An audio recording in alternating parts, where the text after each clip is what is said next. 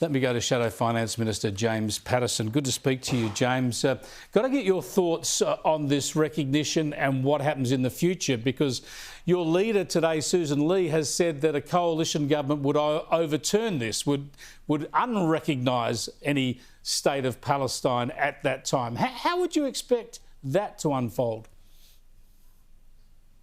Well, Chris, there is no state of Palestine, and the Australian government under the Prime Minister recognising a state of Palestine doesn't create a state of Palestine. A state of Palestine will only be created when the Israelis and the Palestinians come to an agreement, and that is why for 30 years it's been the bipartisan policy of the Australian government to only recognise a Palestinian state as an endpoint of a peace process and not along the journey. Right now we don't even have two parties that are engaged in talks or willing to engage in talks, and this premature recognition is further incentive for both the Palestinian Authority and Hamas to refuse to sit down and negotiate with Israel, because they are getting the thing that they want from countries like Australia, which is recognition without conditions. Let's be clear, this is not a deft act of international diplomacy from the Prime Minister. It is a desperate act of domestic politics, and he is only doing it because he's spooked by 90,000 people walking across the Sydney Harbour Bridge. He himself outlined 2 weeks ago on Insiders many good reasons why we should not do this. Nothing has changed in 2 weeks, except the Prime Minister's gone weak and wobbly at the knees. No, you're absolutely right. In 3 years and 6 years' time, there'll be no Palestinian state. So it'll just be a matter of changing our position at the United Nations. Now, as I outlined there, we are now abandoning the Israeli and American position. If that were to unfold all those years down the track, we would be realigning ourselves with both of those countries, especially our key ally in the US.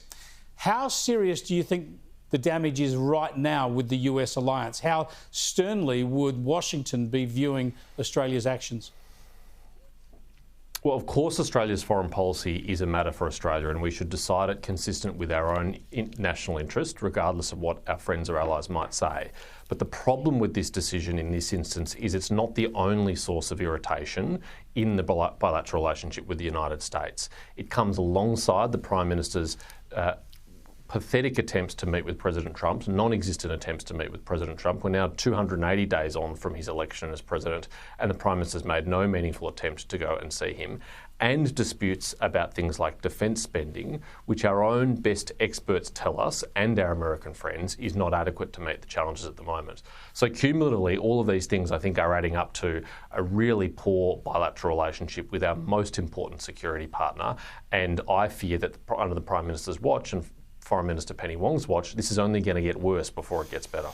I've got to show you something the Prime Minister said yesterday which staggered me, which really shocked me and disappointed me. I'm surprised it hasn't got more of a backlash, but he refers to terrorists, this would be including suicide bombers, as martyrs. Here's Anthony Albanese. It has pledged to abolish the system of payments to the families of prisoners and martyrs. Are you surprised? Give me your thoughts on him adopting that language.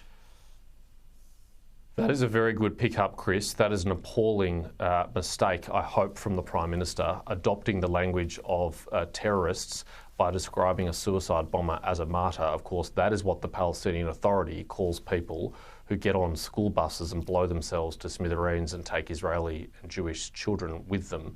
And no Australian Prime Minister should endorse or use language like that. We should call it for what it is. The Palestinian Authority pays money to the family of terrorists after they kill Israelis. It's one of the many reasons why we should not recognise a Palestinian state. And a flimsy promise of reform from Mahmoud Abbas, who is 20 years into his first 4-year term, should be treated with the contempt that it should naturally carry. But the Prime Minister is apparently convinced he's sincere and will follow through.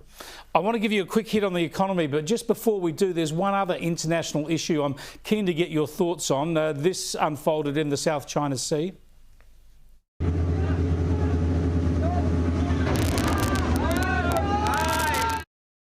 This is two Chinese vessels pursuing a Filipino vessel crashing into each other. Does this demonstrate for us what a high-stakes situation it is in those waters?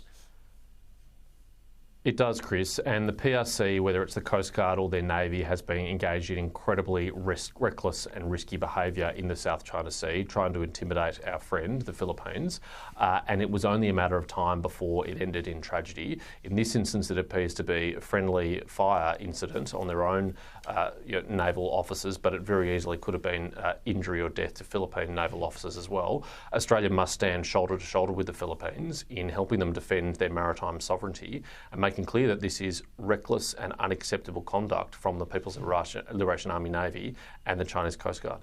And more in keeping with your economic portfolio, interest rates down again today. Are we starting to see the cost of living ease?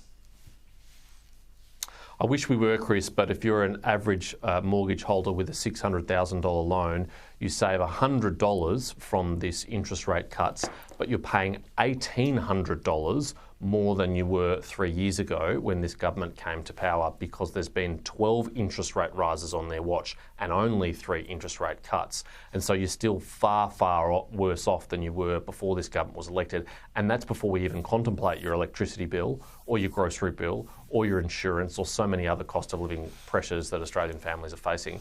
The truth is this government has no plan to get our economy back on track, nor does it have any plan to get the economy moving again with productivity growth. And the RBA has called that out by lowering their forecast for productivity growth going forward to an anemic 0.7%, which is crisis levels of low productivity growth. Always good to talk to you, James. Thanks very much.